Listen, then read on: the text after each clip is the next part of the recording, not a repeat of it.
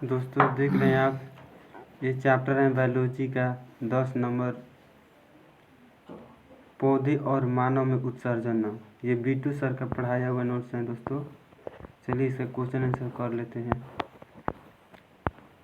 पहला क्वेश्चन है दोस्तों,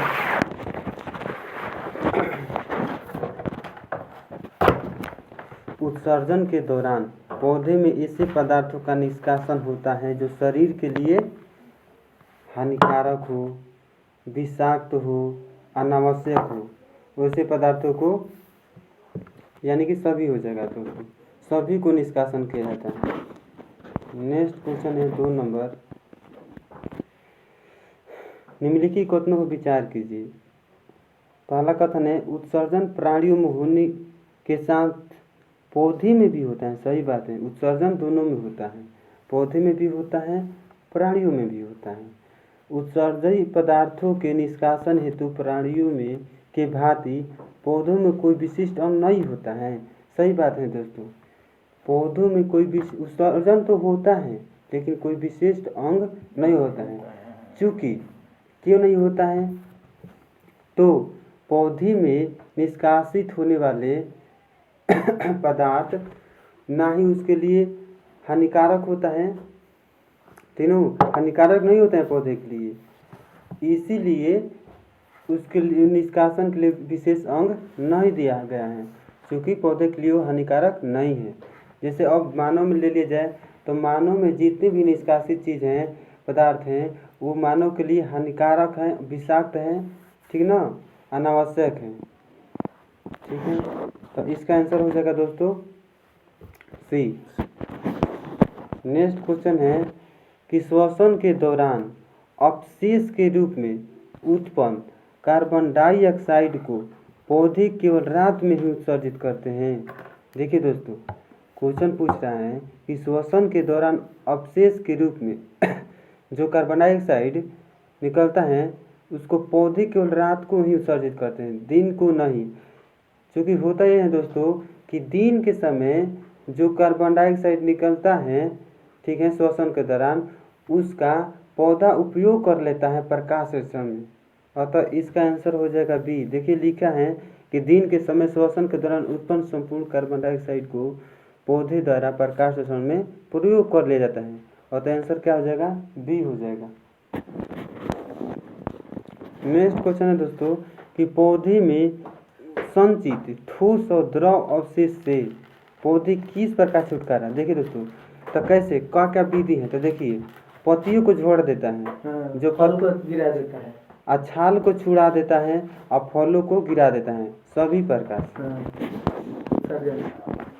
बोलते रहो। नेक्स्ट है, कुछ पौधे में उत्सर्जित पदार्थ जो है गड्ढे होते हैं, दूधिया होते हैं, तरल पदार्थ के रूप में संचित होते हैं, इसे क्या कहते हैं, इसे क्या कहते हैं।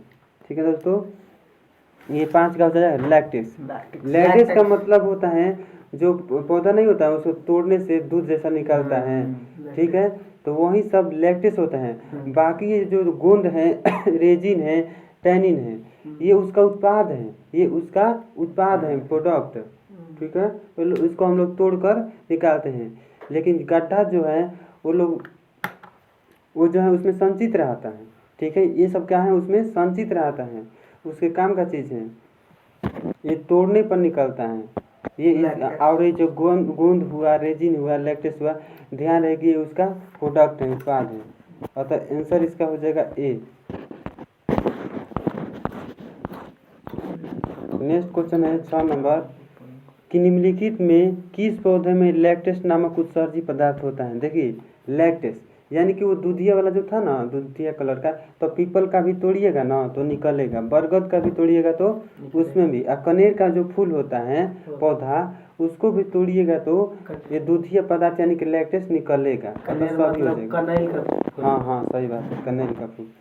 नेक्स्ट है, निम्नलिखित में से कौन पौधे के उत्सर्जित पदार्थ हैं तो देखिए ये सभी हो जाएगा उत्सर्जित पदार्थ, टैनिन हो जाएगा, रेजिन हो जाएगा, गोंद है, ये उत्सर्जित पदार्थ हैं, ये संचित पदार्थ नहीं है, ये उत्सर्जित पदार्थ है। पौधा इसको खुद उत्सर्जित करता है, ठीक ना, अतः ये क्या हुआ उत्सर्जित पदार्थ।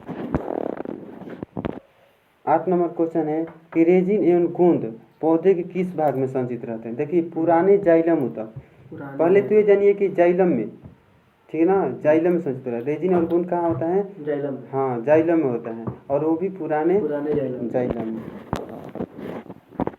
पौधे के ठोस एवं द्रव जैसे उत्सर्जी पदार्थ पौधे के किस भाग में संचित रहते हैं। देखिए पौधे के ठोस हुआ चाहे द्रव जैसे उत्सर्जी पदार्थ हुआ, पौधे के किस भाग में संचित रहता है?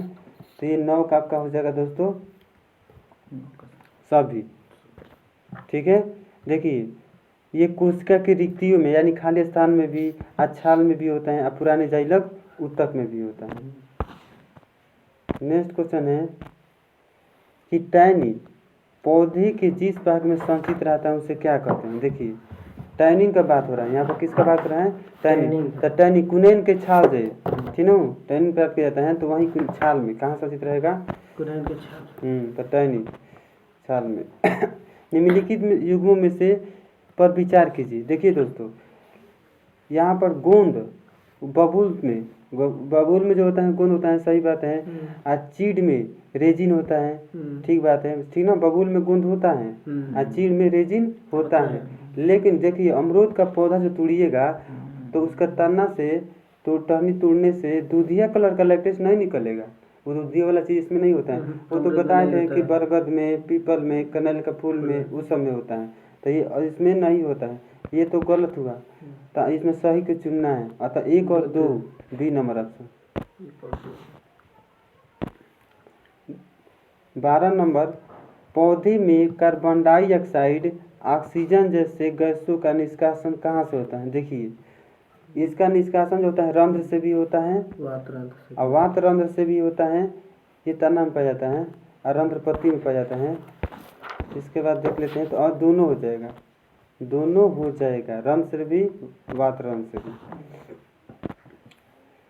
शाकीय पौधे में तना नहीं पाया जाता है, शाकीय याद रखिएगा, शाकीय पौधे में तना नहीं पाया जाता है, तो उसमें केवल रंध्र से होगा।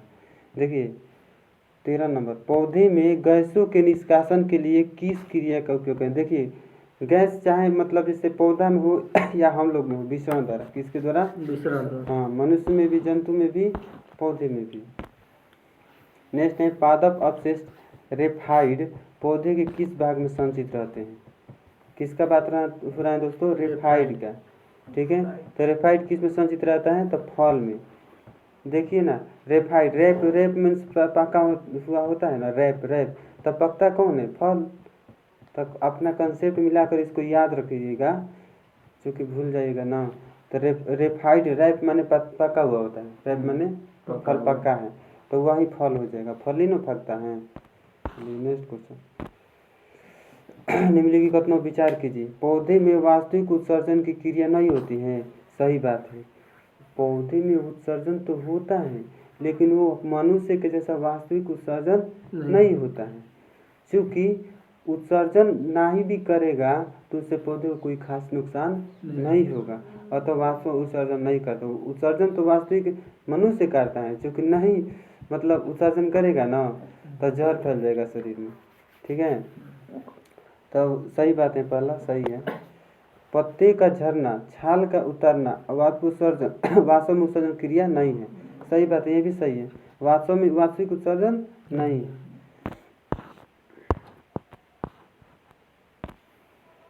देखिए किडनी का प्रधान कार्य, देखिए किडनी का बात हो रहा है, तो ये उत्सर्जन कार्य करता है। किडनी क्या करता है जी? इसकी छोटी इकाई को क्या कहते हैं? नेफ्रॉन, क्योंकि नेफ्रॉन से ही किडनी का निर्माण। नेफ्रॉन जबकि एगो 2 गो होता है किडनी ना, एक किडनी में 10 लाख होता है नेफ्रॉन, याद रखिएगा। आगे क्वेश्चन आएगा, हाँ निम्नलिखित में से कौन उत्सर्जी अंग है। तो देखिए उत्सर्जी, देखिए त्वचा से भी उत्सर्जन होता है कि नहीं? पसीना के माध्यम से, फेफड़ा से भी निकलता है ना कार्बन डाइऑक्साइड, और किडनी से भी होता है। किससे? किडनी से भी होता है। तो ऐसे देखा जाए तो सभी हैं, उत्सर्जन तो सभी से होता है, क्योंकि हम लोग उत्सर्जित टॉपिक पढ़ रहे हैं। क्या पढ़ रहे हैं? उत्सर्जित टॉपिक।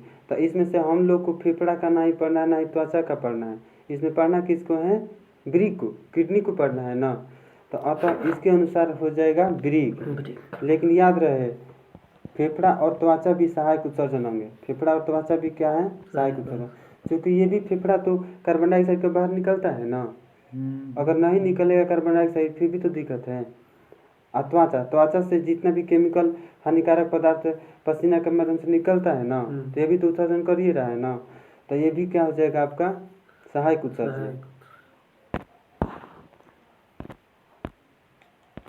नेक्स्ट क्वेश्चन है, निम्नलिखित में से कौन सा कार्य मानव वृक्क द्वारा संपन्न किया जाता है? देखिए, वृक्क यानी कि किडनी की बात करें तो रुधिर के अतिरिक्त, देखिए रुधिर में अत्यधिक थी ना यूरिया जो होता है ना, यूरिया को छानता है और छान कर अलग करके शुद्ध बनाता है उसको, और सीरा के माध्यम से बाहर निकालता है। ठीक, सीरा कोशिका से। तो ये भी काम करता है। मूत्र का निर्माण, सही बात है, वहाँ से जो किडनी है, किडनी से ब्लड से वो सब निकाल देता है, पानी को अलग कर देता है। ठीक ना, प्रोटीन को केवल नहीं अलग कर पाता है, बाकी वसा हो गया, ठीक ना, जितना भी सब है ना उस सबको अलग कर देता है। तो ये अलग कर मूत्र का निर्माण करता है। फिर अगला है, रक्त के प्रसारण दाब का नियंत्रण करता है। सही बात है। वहाँ पर है ना, जैसे छानता है वहाँ पर, तो छानने से दाब उत्पन्न होता है। सही बात है, दाब के माध्यम से नियंत्रण करता है। ये सभी हो जाएगा। निम्नलिखित में से कौन सा एक अमीनो अम्ल के विखंडन से बनता है? देखिए दोस्तों, अमीनो अम्ल का विखंडन हो रहा है, तो अमीनो अम्ल से क्या बनेगा दोस्तों? तो अमीनो अम्ल से अमोनिया बनेगा। देखिए, हम जो प्रोटीन खाते हैं तो प्रोटीन अमीनो अम्ल बदल जाता है। किसमें? जैसे हम लोग नहीं, अमीनो अम्ल उसमें होता है, क्या बोलते हैं, हाँ हम ही लोग में नहीं ना, अमीनो यूरिकम, जैसे हम लोग में यूरिया होता है, ठीक है, हम लोग में यूरिया होता है। और जितना भी कीट मकोड़े सरीसृप पंक्षी ये सब जितना भी होता है ना, तो उसमें यूरिक अम्ल बनता है। तो वही अमीनो अम्ल बोला है, तो अमोनिया बदल जाएगा। किसमें? क्योंकि यूरिया भी किस में बदलता है? अमोनिया में। यूरिया भी अमोनिया में, अमीनो अम्ल भी अमोनिया में, याद रखिएगा। ठीक है।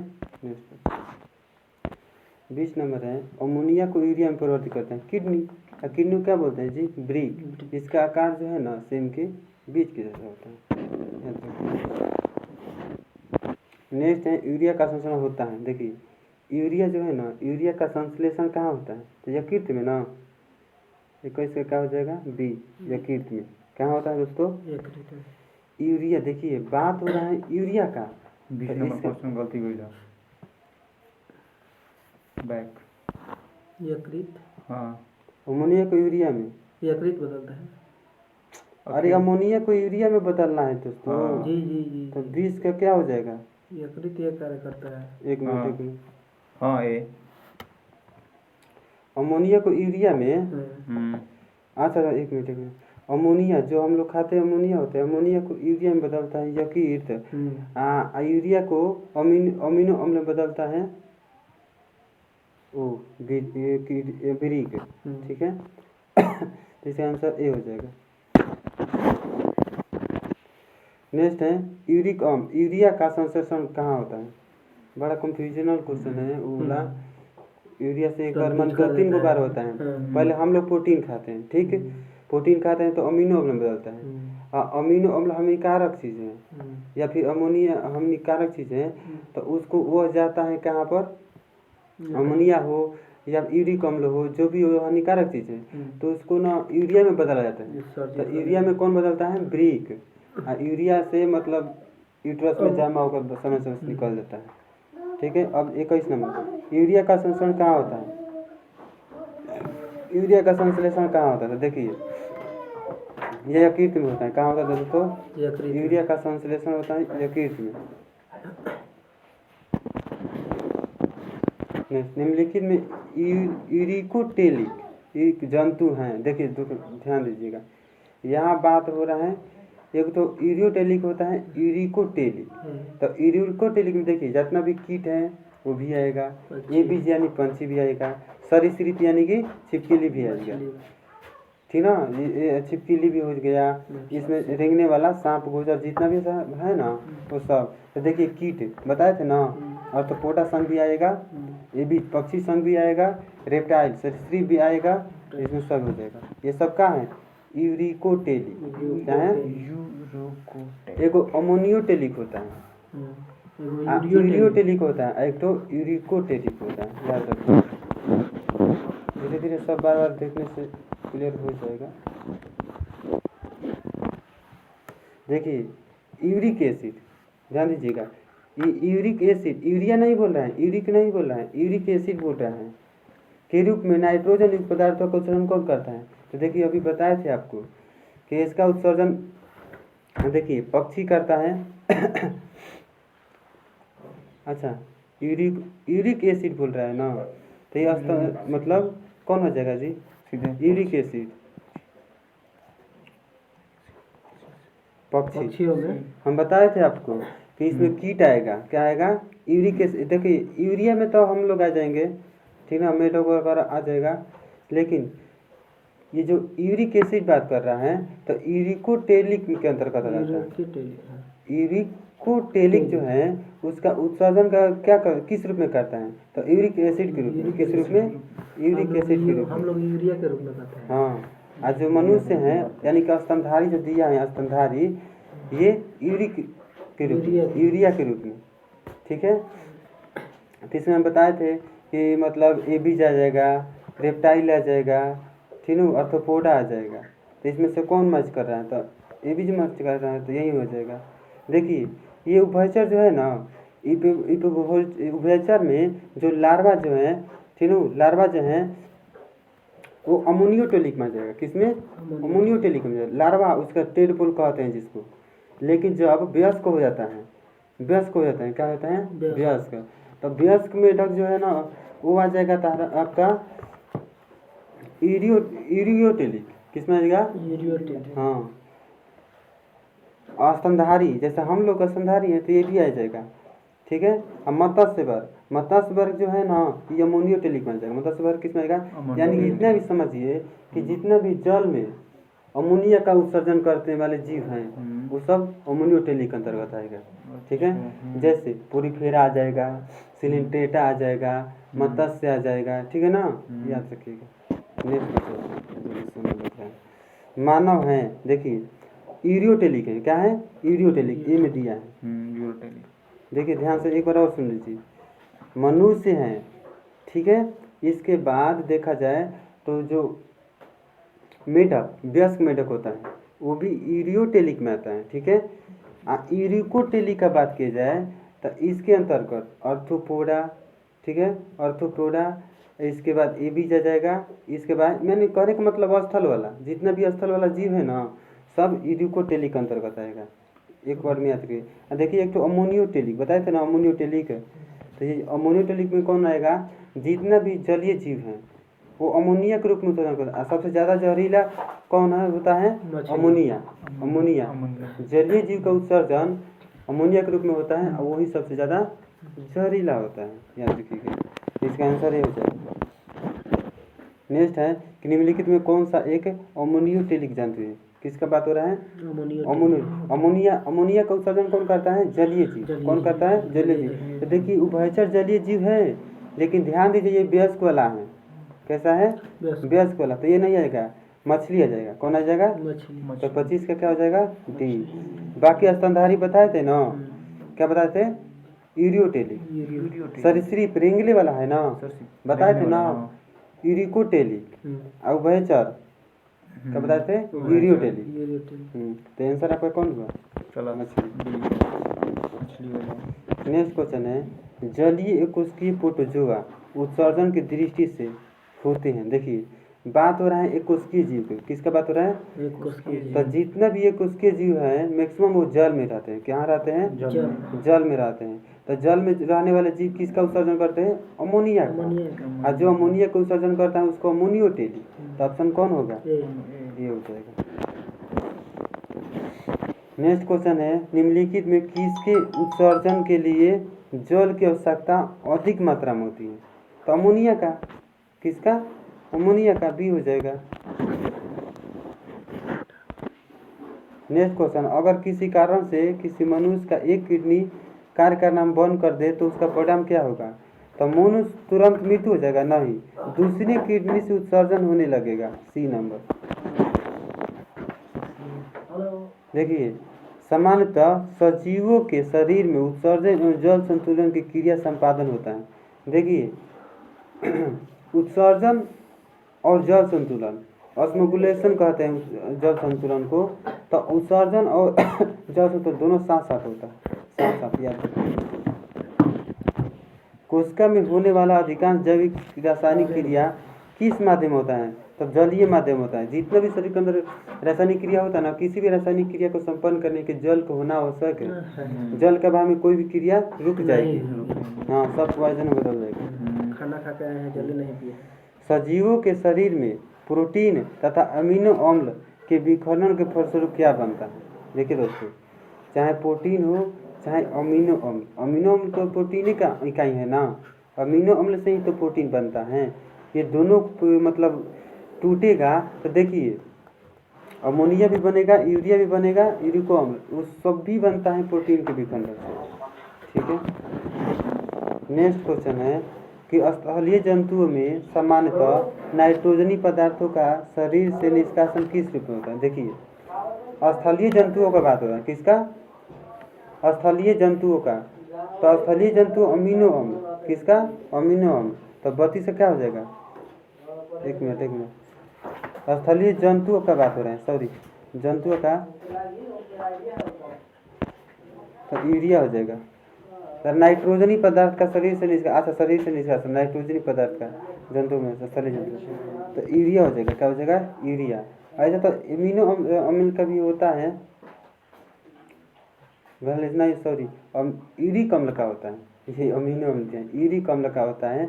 वो होता है आपका, देखिए, आर्थ्रोपोडा से, सरीसृप से, ठीक है, एबी से होता है। तो वो यूरिक अम्ल होता है, अमीनो अम्ल नहीं। आगे देखिए, जंतुओं के शरीर में बनने वाले उत्सर्जित नाइट्रोजनी पदार्थ का सर्वाधिक विषैला कौन है? अमोनिया। ये तो बताए थे। कहाँ धरा है? हाँ, यहाँ पर है अमोनिया। सी नंबर में अमोनिया है। 34 है, निम्नलिखित में किन जीवों में नाइट्रोजनी पदार्थों का निष्कासन यूरिक अम्ल के रूप में होता है? देखिए, बताए थे ना, यूरिक अम्ल में। किस रूप में? यूरिक अम्ल। तो यूरिक अम्ल के रूप में होता है जितना भी पक्षी है, सरीसृप से लेकर सभी हो जाएगा। पक्षी में भी होता है, सरीसृप में होता है, असले कीट में होता है, सभी हो जाएगा। डी।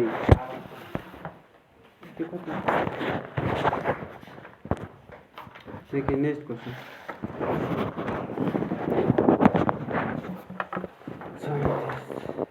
35 number question.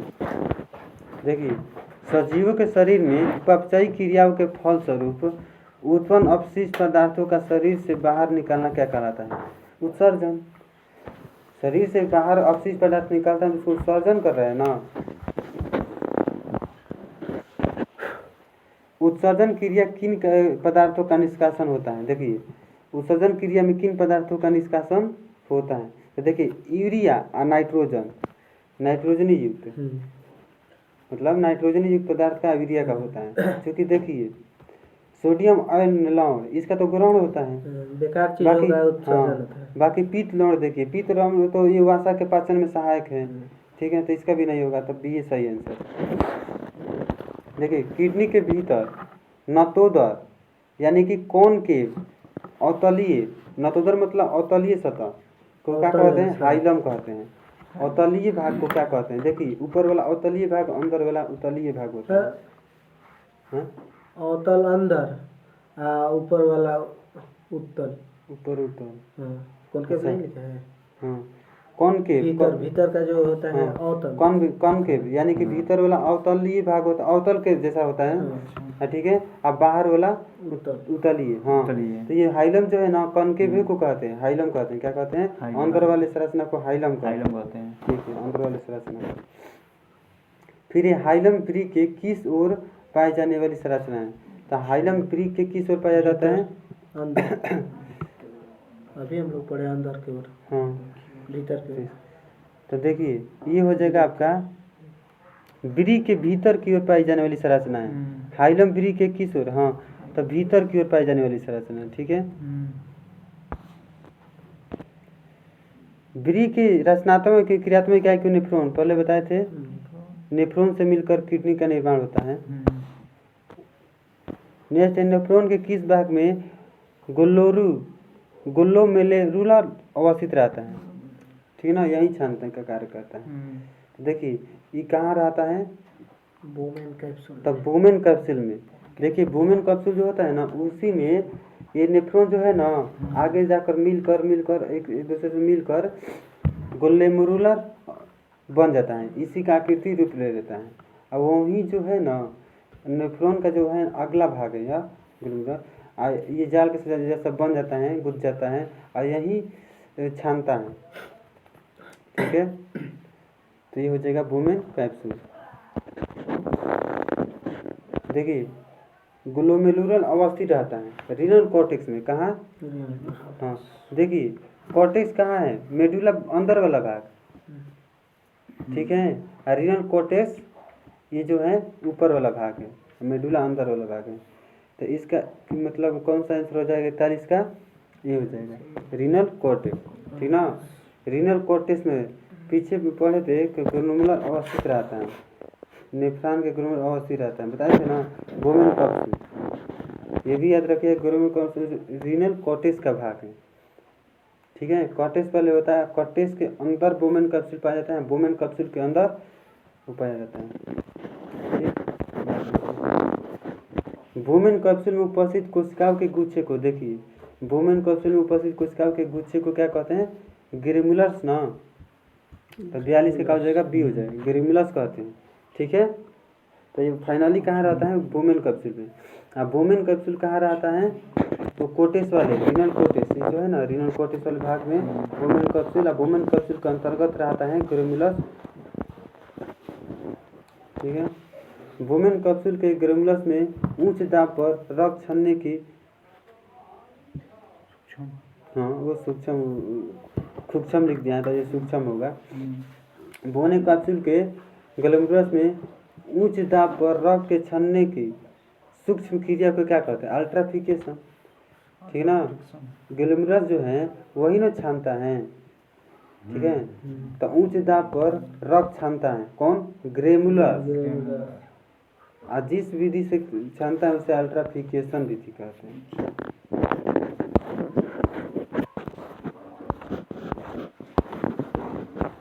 नेक्स्ट 44 है निम्नलिखित में से क्या ग्रेन्युलस फिल्ट्रेशन रक्त में उपस्थित नहीं होता है। तो देखिए ये जो है ना इसमें क्या उपस्थित नहीं रहता है, तो प्रोटीन, ठीक है। क्योंकि होता है तो ग्रेन्युलस फिल्ट्रेशन जो है ना, इसमें ग्रेन्युलस जो है ग्लूकोज को जाने देता है, अमोनिया अम्ल को जाने देता है, लेकिन प्रोटीन को नहीं छानता है, ठीक ना, प्रोटीन को, हाँ। तो इसीलिए ये नहीं छान पाता है, ठीक है। इसे नहीं छानेगा तो ये उपस्थित नहीं रहेगा, बाकी हार्मोन अमीनो अम्ल ग्लूकोज सब कुछ छान लेता है। देखिए रक्त प्लाज्मा छानने का काम नेफ्रॉन का कौन सा भाग करता है, तो ग्रेन्युलस करता है। कौन करता है, ग्रेन्युलस करता है। नेक्स्ट निम्नलिखित में से कौन रक्त प्लाज्मा में नहीं छानता है, तो बताए थे ना प्रोटीन नहीं छानता है। देखिए ब्रिक द्वारा प्लाज्मा का छानने की दर होता है 120 से 125 ml पर मिनट, ये होगा 120 से 125 ml पर मिनट छानता है ब्रिक द्वारा प्लाज्मा को छानने की दर। ग्रेन्युलस फिल्ट्रेशन रक्त का कितना प्रतिशत पुनरावशोषण करता है, तो 99% पुनः अवशोषण कर लेता है।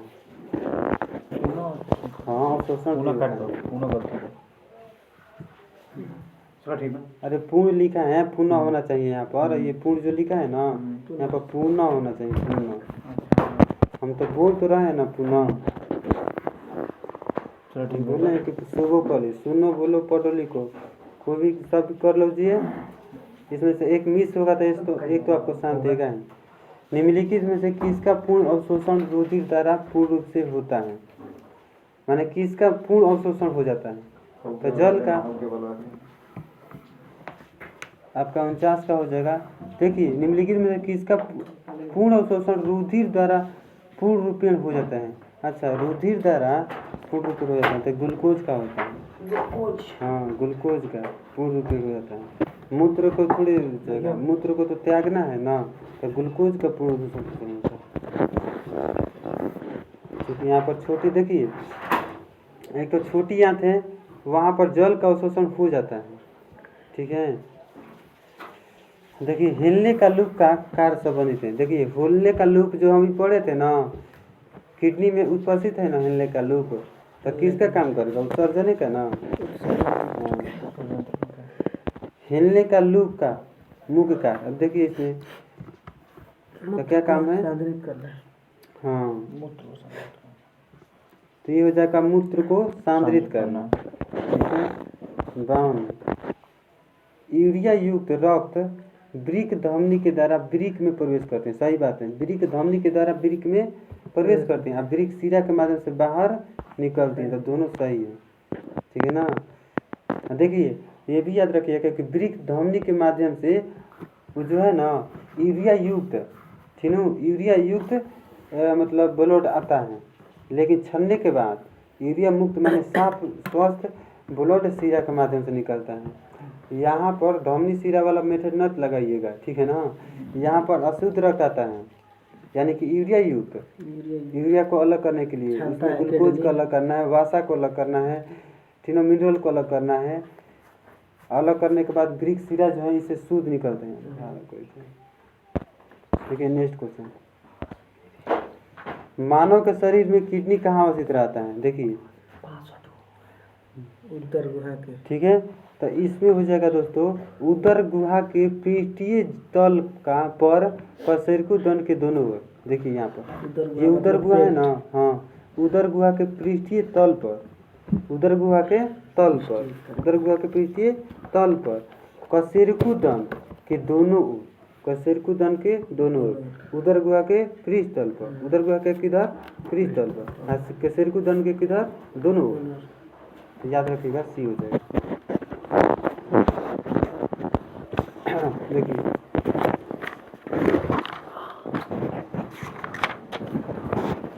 सीबम कहाँ से स्थापित है? देखिए सीबम, ध्यान दी,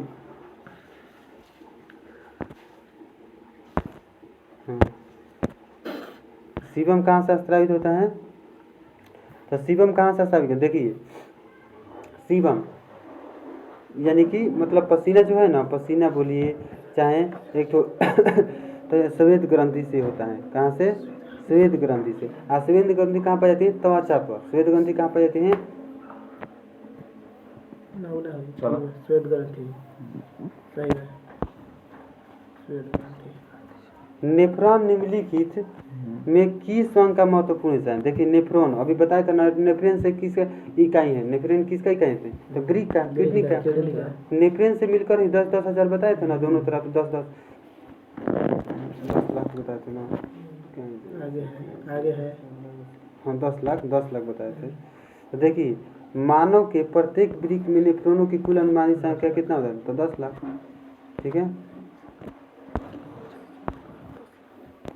नेक्स्ट है वृक्क के प्रत्येक नेफ्रॉन में उपस्थित प्याले के समान संरचना को क्या कहते हैं?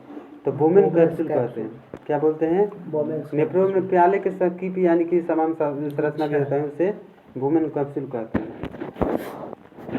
देखिए मूत्रवाहिनी वृक्क के किस भाग से बाहर निकलते हैं? देखिए मतलब कि किस भाग से? तो 58 को हो जाएगा आपका हाइलम। देखिए हाइलम में प्रवेश भी करता है धमनी शिरा, सॉरी धमनी कोशिका शिरा कोशिका से निकल जाती है, वो हाइलम से ही निकलती है, ठीक है। इसका दो भाग होता है, मेडुला कॉर्टेक्स। देखिए मानव उत्सर्जन तंत्र का कौन सा भाग शरीर के पीछे बाहर खुलता है? माने पीछे बाहर खुलने का बात होता है, यानी किसका? तो मूत्र मार्ग। कौन? मानव उत्सर्जन तंत्र का कौन सा भाग शरीर के सीधे बाहर खुलता है? माने बाहर मूत्र मार्ग निकलता है, उत्सर्जन करने के लिए निकालते हैं हम लोग। देखिए ये पूछ ही रहा है कि पुरुषों में मूत्र मार्ग की लंबाई कितना होता है? 18 से 20। ऐसे भी लड़के लोग के शादी करने का आयु कितना है? 18 से 20। जैसे याद रखिएगा, वोट डालने का आयु 18 से शुरू होता है। तो वही याद रखिएगा। जब वृक्क कार्य करना बंद कर दे तो निम्नलिखित में से किस पदार्थ शरीर में जमा होते हैं, माने कौन सा? नत्र जनित अपशिष्ट, नत्र जनित अपशिष्ट। स्त्रियों में हाँ। स्त्रियों में तो नहीं। 3 से 4 सेंटीमीटर। आज देखिए एक वयस्क मनुष्य के वृक्क का भार लगभग कितना होता है? देखिए यहाँ पर किडनी का भार की बात हो रहा है, ठीक है, तो कितना होता है? 1 से 40 ग्राम ना। ऐसे 150। हाँ तो वही हाँ बचेगा। वही। देखिए निम्नलिखित में से कौन सा मानव गुर्दे का समान कार्य नहीं है, यानी किडनी कौन सा कार्य नहीं करता है? तो देखिए शर्करा की मात्रा का नियंत्रण नहीं करता है, ग्लूकोज को नियंत्रण नहीं करता। ठीक। शर्करा के संबंध में तो ग्लूकोज का करबे करता है, ग्लूकोज का अवशोषण नहीं करवा रहा था। सरकारा मतलब क्या होता है? ग्लूकोज ग्लूकोज ही होता का है। किसका पूर्ण रूप से नहीं, किसका पूर्ण रूप से अवशोषण हो जाता है? तो ग्लूकोज का पढ़े थे ना। सबका अलग अलग, ग्लूकोज, फ्रुक्टोज, लैक्टोज, ये सब अलग अलग ना है। उसमें से याद रखिए शर्करा, शर्करा का मात्रा का नियंत्रण ये नहीं, नियंत्रण नहीं करता है, ठीक है, नियंत्रण नहीं करता है। बाकी देखिए रक्त से जल की मात्रा का नियंत्रण, हाँ जल को छान कर बाहर निकलता है। बाकी रक्त से यूरिया को भी छानता है और कोई हार्मोन को भी स्त्राव करता है, पढ़े थे ना। बिना हार्मोन का कोई काम ही नहीं होता, हार्मोन का काम ही नहीं होता। देखिए वृक्क के किस ग्रंथि के ऊपर स्थित होता है? तो देखे वृक्क जो है ना उसके ऊपर एड्रिनल ग्रंथि रहता है। कौन रहता है? हाँ, एड्रिनल ग्रंथि से ही 3F हार्मोन निकलता है, क्यों? हाँ, लड़ो उड़ो हार्मोन, फाइट एंड फ्लाइट इसी को बोलते हैं। स्तनपायियों में सफेद ग्रंथि मूलतः किससे संबंधित है? सफेद ग्रंथि देखिए यहाँ पर सभी ताप नियमन से हो जाएगा, क्या हो जाएगा? क्योंकि देखिए सफेद ग्रंथि से पसीना निकलता है, क्या निकलता है? पसीना निकलता है। अब पसीना निकाल कर शरीर के ताप को नियंत्रण किया जाता है, ठीक है। क्योंकि होता ये है कि जब शरीर से पसीना निकलता है तो पसीना तो निकल गया, तो इसके वाष्पन के लिए ऊष्मा चाहिए ना, तो वाष्पन के लिए ऊष्मा कहाँ से मिलेगा? बॉडी से। अब बॉडी जब ऊष्मा रिलीज कर देगा तो उसके पास टेम्परेचर कम हो जाएगा ना, तो हम लोग को ठंडक महसूस होगा कि नहीं? तो वही बात होता है, सफेद पसीना का निकालने में किसके महत्वपूर्ण है? माने पसीना निकलना किसके लिए महत्वपूर्ण है? तो देखिए शरीर के गंध के निकालने के लिए नहीं, शरीर के तापमान, देखिए यहाँ पर दिया शरीर के तापमान को विनिमय करने के लिए। 67 क्या हो जाएगा? डी हो जाएगा। देखिए 67 है कि पसीना शरीर को ठंडा करता है, क्योंकि वाष्पीकरण के लिए गुप्त संख्या की आवश्यकता होती है। सही बात। हो जाएगा 67 का। नेक्स्ट क्वेश्चन है कि मानव शरीर में जल का अवशोषण होता है। देखिए जल का अवशोषण 2 जगह होता है। कहाँ होता है? 2 जगह होता है। एक तो हम लोग पढ़े थे कि जल का अवशोषण हुआ था कहाँ? बड़ी आंत में। एक तो बड़ी आंत में पढ़े थे ना, ये बड़ी आंत में पढ़े थे ना हम लोग। आप देखिए एक तो किडनी के वृक्क नलिका में, किडनी के वृक्क नलिका में, तो क्या हो जाएगा? 1 और 3 कहाँ दिया है? 1 और 3 3 में। 68 का देखिए ठीक है ना।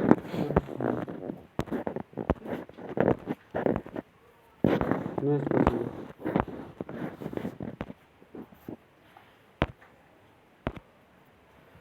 रक्त का शुद्धिकरण।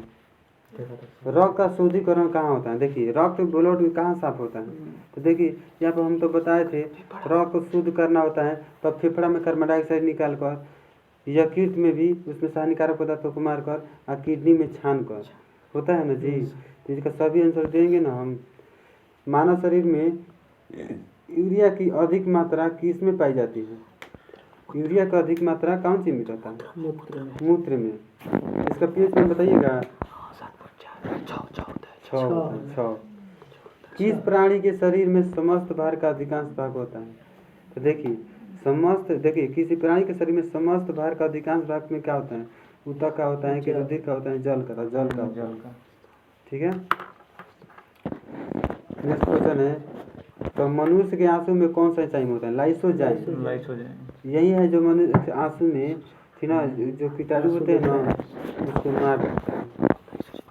लाइसोजाइम के चलते। मानव उत्सर्जन तंत्र के संदर्भ में निम्नलिखित कथनों पर विचार कीजिए। देखिए,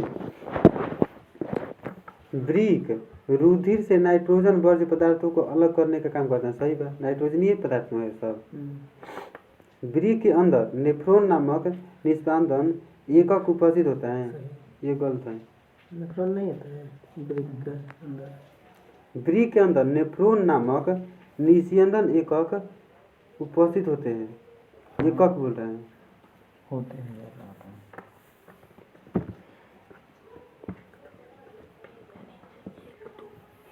बोलो ना, वृक्क के नेफ्रॉन देख लेते हैं। ये दिया है, एक मिनट।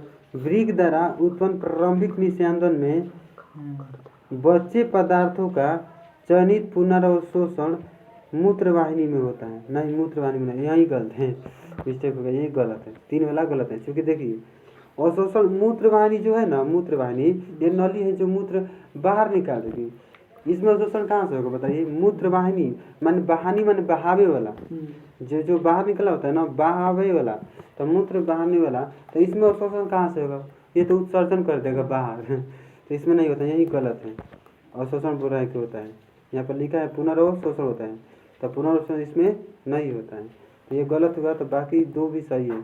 नेफ्रॉन नामक निस्यंदन एकक माने इकाई, एकक मतलब हाँ, तो वृक्क का इकाई क्या है? नेफ्रॉन है, तो ये सही हो जाएगा। पढ़े नहीं तो ऐसे ही बता दें।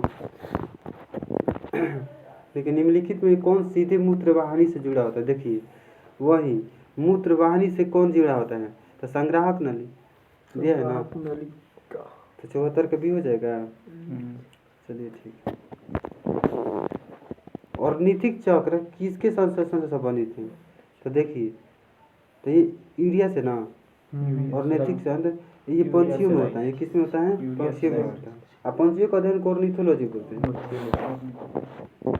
मनुष्य में मूत्र तंत्र का अंग है। तो देखिए, मनुष्य में मूत्र तंत्र का, तो देखिए इसमें से कौन है जी? अंडाशय दिया है, उसके तो इसका है नहीं। वृष टेस्टिस दिया है, वो तो वृष का निर्माण होता है। यकृत दिया है, लीवर, ये तो हो ही नहीं। तो 76 के इसमें से क्या हो जाएगा? डी हो जाएगा। देखिए, एक स्वस्थ वयस्क मनुष्य प्रतिदिन कितना लीटर मूत्र त्यागता है? ये त्यागने के तो 1 से 1.5 लीटर। कितना? 1 से 1.5 लीटर। अच्छा, ये बताइए हमको, कितना मतलब मूत्र स्टोर हो जाने पर मूत्र उत्सर्जन की अनुभूति होती है? 2.5 लीटर का है। एक है ना, एक है 1 लीटर। आपसे बोला कितना है? तो मतलब कितना ml में जैसे मतलब हो जाता है? 1.5 हाँ, 1.5 से 200, 1.5 से 200 में 1.5 से 2 हो जाता है ना, तो मूत्र उत्सर्जन की अनुभूति होने लगती है। लेकिन अधिक से अधिक कितना स्टोर कर सकते हैं? 300 ml। हाँ, 300 अधिकतर 300 ml। आगे आएगा, क्वेश्चन आएगा। मानव मूत्र में सर्वाधिक मात्रा में पाया जाता है। देखिए, मानव मूत्र में सर्वाधिक मात्रा में जल ही होता है। क्या होता है? जल होता है। निम्नलिखित में कौन सा पदार्थ मानव मूत्र में उपस्थित नहीं होता है? माने कौन उपस्थित नहीं होता है? तो बताइए। तो सोडियम नाइट्रेट इसमें नहीं होता है। NaNO3 बोलते हैं इसको, सोडियम नाइट्रेट। देखिए, निम्नलिखित में कौन पदार्थ सामान्य सूत्र में पाया जाता है? सूत्र में लिखा है,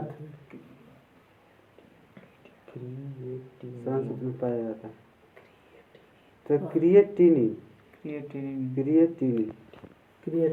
हाँ, क्रिएटिनिन। नेक्स्ट है, मूत्र में पाया जाता है। मानव मूत्र में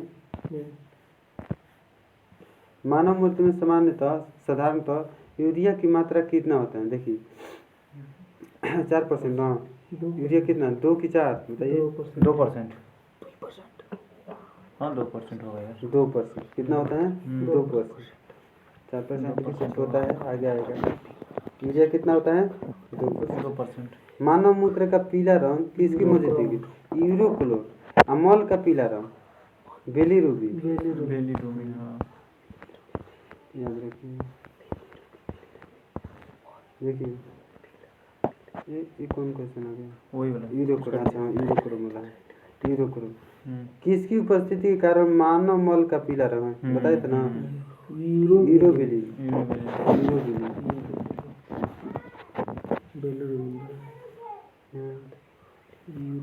मूत्र स्राव की मात्रा बढ़ जाने को क्या कहते हैं? देखिए स्राव के बार बार मतलब पेशाब लगना उसको क्या डाययूरेसिस बोलते हैं, क्या बोलते हैं? इसके लिए वेसोप्रेसिन के इंजेक्शन दिया जाता है, ठीक हो जाता है। जैसे डायरिया हो जाता है तो बार बार उल्टी आती है, तो इसी तरह से निम्नलिखित में से कौन डाययूरेटिक पदार्थ है? देखिए डाययूरेटिक पदार्थ कौन है? तो कैफीन हो गया, यूरिया हो गया, ठीक है, ग्लूकोज होगा, माने ये सब की मात्रा बढ़ जाएगा ना, है तो मतलब डाययूरेटिक की स्थिति उत्पन्न हो जाएगी। जैसे कैफीन कॉफ़ी ज़्यादा जो पिएगा बार बार जाएगा, देखिए कॉफ़ी पी लेगा ना 2 से 3 बार चल ही जाएगा। यूरिया की मात्रा बढ़ जाएगा तो भी हो जाएगा, ग्लूकोज भी बढ़ेगा तो भी होगा। देखिए मूत्र में सामान्यतः मूत्राशय का कितना आयतन होने पर मूत्र त्याग का आवश्यकता हो जाती है? 100 ठीक है, तो आपका 86 हो जाएगा दोस्तों। 150 से 250 250 से 300 सही है। अधिकतम या 250 से 300 होता है। अच्छा देखिए एकदम पूछ रहा है। मूत्र त्यागना आवश्यक हो, सॉरी मूत्र त्यागना आवश्यक हो जाता है, माने एकदम हाँ, तो 250 से 300 होता है, 250 से अधिकतम। लेकिन अनुभूति होती है इतना से 150 से 250 में अनुभूति होती है कि अब हम लोग को लगता है प्यास मतलब साफ लगता है, इसमें तो दौड़ जाएगा। डायबिटीज इंडिपेंडेंस किस हार्मोन की कमी से होता है? तो ये किससे? वेसोप्रेसिन की कमी से होता है, इसलिए वेसोप्रेसिन की सुई दिया जाता है। हाँ, सुई दिया जाता है। 88 निम्नलिखित में किसे एंटी डाययूरेटिक हार्मोन कहा जाता है? ठीक है ना, तो वेसोप्रेसिन ना, क्योंकि वेसोप्रेसिन के लिए सुई दिया जाता है, 88 का भी हो जाएगा। नेक्स्ट क्वेश्चन है, रक्त में यूरिया की मात्रा बढ़ जाना क्या कहलाता है? यूरिया का मात्रा बढ़ जाएगा तो उसे क्या बोलते हैं? एक चार्ट में दिया है, याद रखिएगा। तो यूरेमिया कहते हैं, क्या बोलते हैं? यूरिया का मात्रा बढ़ेगा यूरेमिया कहलाएगा, यूरिया का मात्रा बढ़ेगा। यूरिया का सर्वाधिक सांद्रता कहाँ होता है? देखिए सर्वाधिक सांद्रता का पूछ रहा है, तो यूरिया का सर्वाधिक सांद्रता कहाँ होता है? यकृत शिरा में। किसमें? यकृत शिरा में।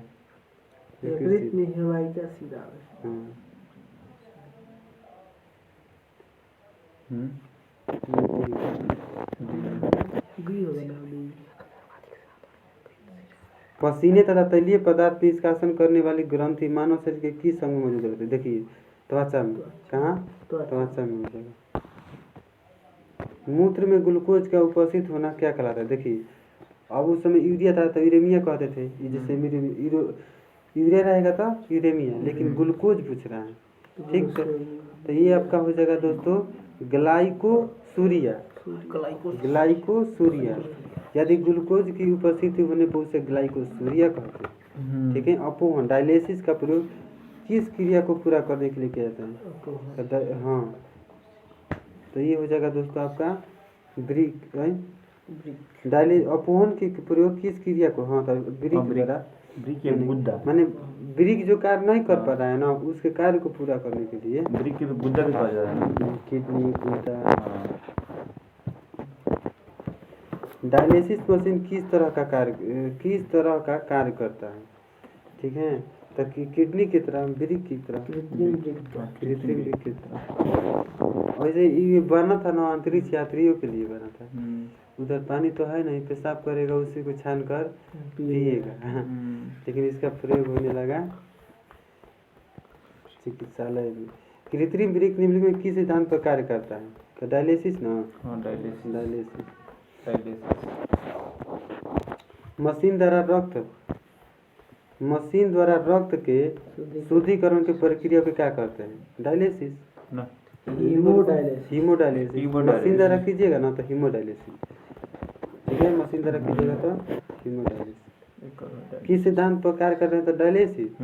हाँ, मशीन द्वारा लगा दिया है ना तो हीमोडायलिसिस। मानव शरीर में रक्त शुद्धिकरण की प्रक्रिया को क्या कहते हैं? देखिए मानव शरीर में रक्त द्वारा, यदि मानव शरीर में कर रहा है तो डायलिसिस हो जाएगा।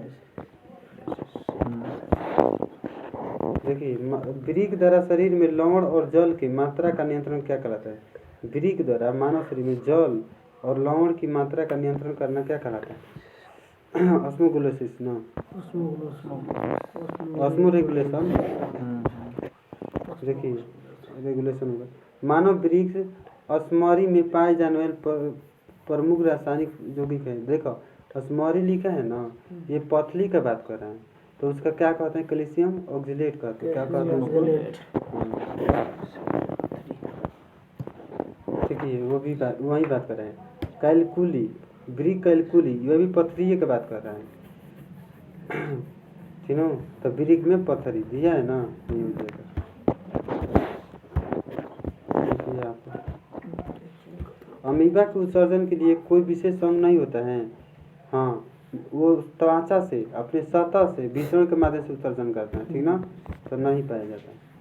अमीबा के उत्सर्जन पदार्थ शरीर के सतह के विसरण के द्वारा बाहर निकलता है। सही बात है, तो दोनों सही है।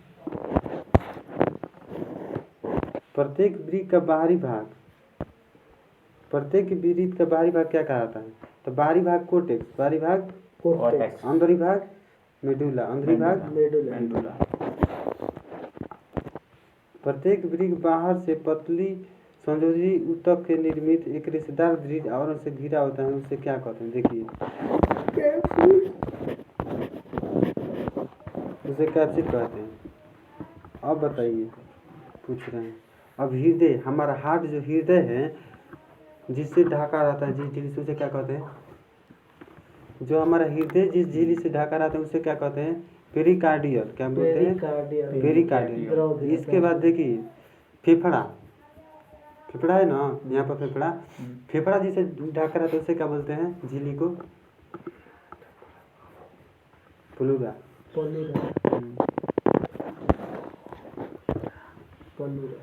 इंटिनल ग्लैंड या ग्रीन ग्लैंड उत्सर्जी अंग है। प्रोन और क्रैब का इंटिनल और ग्लैंड या ग्रीन ग्लैंड उत्सर्जी अंग है। किसका? प्रोन तथा क्रैब का। आई प्रोन और क्रैब क्या है? ऑर्थोपोडा संघ का जीव। किसका है? ऑर्थोपोडा संघ का जीव। ठीक है, ऑर्थोपोडा संघ का जीव। देखिए, कृत्रिम वृक्क किन अपशिष्ट उत्पादों को रुधिर से अपवहन द्वारा पृथक करता है? तो देखिए सबका हो जाएगा ना जी, नाइट्रोजन का, क्योंकि जो भी हम लोग प्रोटीन खाते हैं, प्रोटीन में क्या होता है? नाइट्रोजन होता है ना।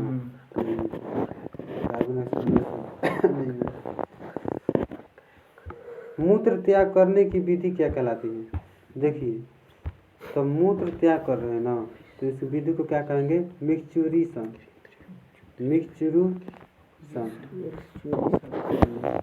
साथ है, देखिए केचुआ में उत्सर्जी अंग नेफ्रेडिया कितने प्रकार का? देखिए केचुआ जो है ना, जो केचुआ यानी कि नीलिडा संघ के हैं। केचुआ जो किस संघ में आएंगे? नेरी से भी होता है, नीलिडा संघ के। नीलिडा संघ का उत्सर्जन अंग क्या होता है? नेफ्रेडिया। तो ये बोल रहा है कि नेफ्रेडिया कितने प्रकार के होते हैं? तो 3 प्रकार के होते हैं। कितने प्रकार के? कार्बनिक अणुओं के विखंडन से उत्पन्न सबसे प्रमुख उत्सर्जी पदार्थ क्या है? तो देखिए कार्बनिक अणुओं के विखंडन से उत्सर्जी पदार्थ में इम्पोर्टेड कौन है? तो 108 का हो जाएगा दोस्तों कार्बन डाइऑक्साइड। ये सब तो हानिकारक है कार्बन डाइऑक्साइड, क्योंकि पौधों का चाहिए ना जी, ये कार्बन डाइऑक्साइड चाहिए ना प्रकाश संश्लेषण के लिए, तो महत्वपूर्ण हुआ ना।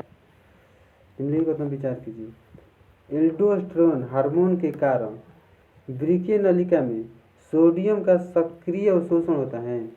देखिए एल्डोस्टेरोन का बात हो रहा है, तो एल्डोस्टेरोन से सोडियम का अवशोषण तो होता ही है, होता है ना, बिल्कुल होता है।